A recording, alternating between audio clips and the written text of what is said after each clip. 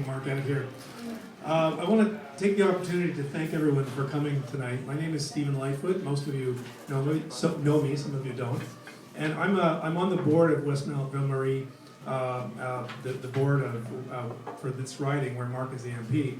And I'm also a supporter of Marc and his leadership campaign. I wanted to, as a fellow engineer, help him out and kind of get the ball rolling. And you know, Marc is a superb Canadian and a real leader in so many areas of Canadian life, and so it's great to see you all here supporting him both financially and morally for his campaign. So again, thank you, and Marc will speak, and then once Marc's finished speaking, Alain, another associate, will give some closing remarks. So again, thank you, and welcome, Marc.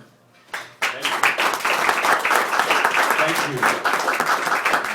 I want to take this opportunity to thank you, Stephen, for organizing this evening's event. It's not a trivial thing organizing an event like this, and I very much appreciate it. And thank you to all of you who have decided to come out tonight and in support of me, and I really, really do appreciate it. As you know, 13 days ago, I decided to jump into throw my hat in the ring and jump into the leadership race. And it's been a great 13 days so far.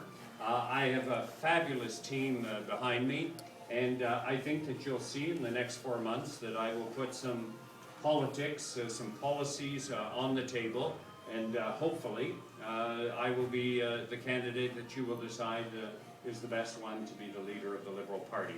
There are many other candidates. I've met them, and many of them, and they're all worthy candidates. And this is a unique opportunity for us as the Liberal Party to have people out there. This is one of the great things about being a candidate. I actually get to put some policy out there and talk about my vision of the country. When you're not a candidate, of course, you toe the party line. But this is a unique opportunity as a candidate for me to say what I think the Liberal Party should be doing as we move ahead. And that's what I've started to do. In fact, tomorrow I'll be in Toronto and I'll be talking about a very important part of my platform, which is the economy. And I'll have the opportunity to speak at the Economic Club of Canada in Toronto and to put some of those things on the table. A little bit of my background. I started off my life in the Navy. I came from a military family. My father and my grandfather were both in the military. They fought in the First and Second World War. I kind of grew up in a military family and decided that that was an honorable profession, and my first career was in the Navy.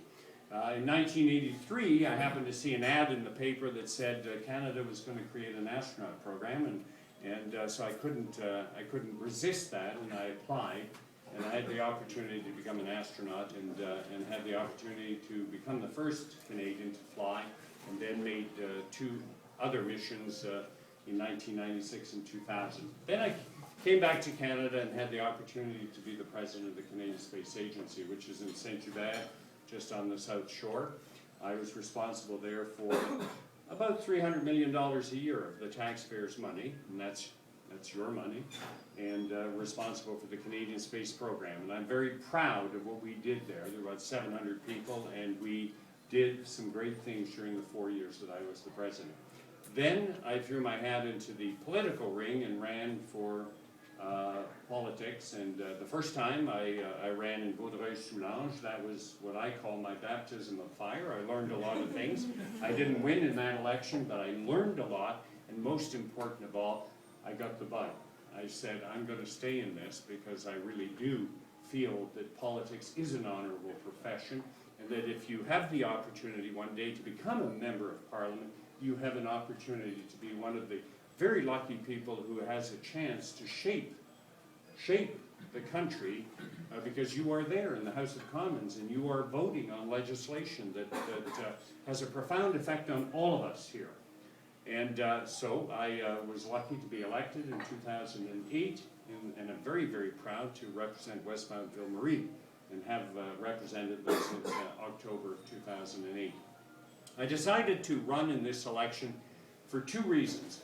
One is because Canada is changing. It is changing under the Harper government. It's changing in a way that I am not happy with. This is not the Canada that I grew up in. is a Canada that to me is less tolerant. It's a country that is less generous. It's a country that's viewed differently by the international community. It's not the way it was viewed when I was growing up. Secondly, I think Canada can do a lot better in terms of our economy.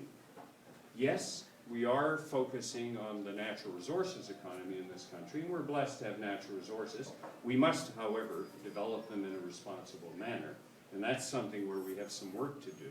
But the other side of the economy is the knowledge economy. We have a fantastically well-educated workforce in this country. If you look at Quebec, if you look at where we are here in Montreal, we have the aerospace industry, the biotechnology industry, the video gaming industry. We have lots of strengths here in Quebec and many others where we can do much, much better if we focus on it. Our record in terms of innovation, our record in terms of productivity leaves something to be desired. And I'll be very honest with you, that was the situation as well under the Liberal government. We didn't pay sufficient attention to being competitive because we were blessed with resources and we got by. But we need to, in this world today, which is a globally competitive world, we need to do better with respect to the knowledge-based economy. And we have the raw material, our people, to do so. And so there will be a very, very strong focus in my platform on the knowledge-based economy. The second thing is, we as Liberals, I want to make real change in the government, but we also need to make real change in our party, in the Liberal Party. And I don't need to tell you that we've had some difficult years, if we look back over the past 7 years. And I think we're beginning to understand that we cannot take shortcuts anymore, that we are not the natural governing party, that we must, if we hope one day to represent Canadians in government, that we must speak for all Canadians. These are things that I think the Liberal Party had lost sight of in the last few years. We were in such a hurry. First of all, we're kind of dazed by the whole fact that we've been kicked out, and we didn't quite understand what needed to be done. And we thought, well, everybody will come to their senses quickly one day, and they'll vote us back in. No, it's not going to happen. It hasn't happened. And the only way that we will be voted back in is if we regain the trust of Canadians. And to regain the trust of Canadians, we have to show them that we got the message, that we've made mistakes, and that what we really care about is representing their concerns. Now, as I go across the country, the concerns of Canadians are the economy, jobs, security of jobs, security of retirement after a full life of working. People want to know that they can retire in security and not be concerned about that. So we have a lot of work to do. People are concerned about health care. Health care is costing us much more every year, and particularly with an aging demographic. The environment. People are saying we're not doing our share of the heavy lifting globally as a country. We are getting the fossil fuel prize, the fossil award every time that the United Nations meets. We're not doing our share of the heavy lifting. We are amongst the biggest producers per capita of greenhouse gases. We need to take on our responsibility. That's another thing that bothers a lot of people. A lot of people are bothered by the fact that that the government that's in power at the moment is a government that makes decisions not based on scientific evidence, but on rigid ideology. We in the Liberal Party are the party of scientific evidence. Science doesn't have the answer to everything, but it offers us the best solutions whenever we have to make decisions about crafting social policy or whatever policies that we create. And we in the Liberal Party are the party of it. We Liberals are different from the others. We are a party that believes in the energy of the private sector. We also believe that government has a role of leadership. We believe in being fiscally responsible, but at the same time, we believe in progressive social policy. We believe that Canada as a country has to take its responsibilities with respect to the environment. We believe in using scientific evidence in deciding on policy. That makes us different. If you take it all together, we are different from the other parties. We have to convince Canadians that we also understand their priorities.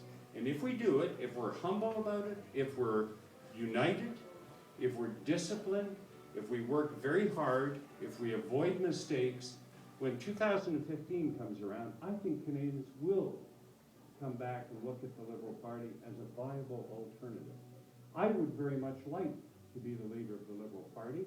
It will be up to you to choose, of course. There are many candidates and worthy candidates. Next April, you will make that decision.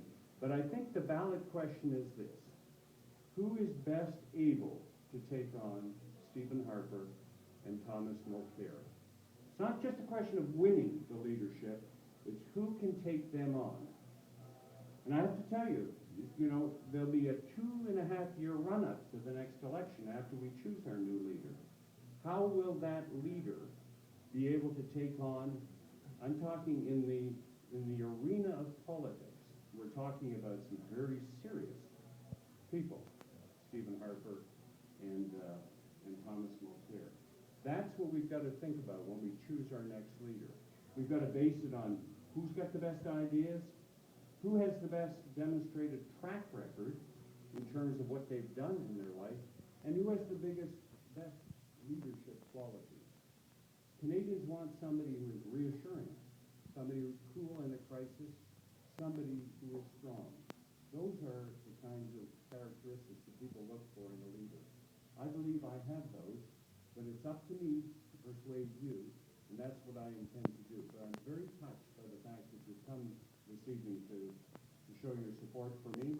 I promise you, I will not let you down during the next 4 months, and I will not let you down if I'm chosen as the leader in the run-up to 2015, because I do think that the Liberal Party has a chance, if it does everything properly, to be the government in 2015.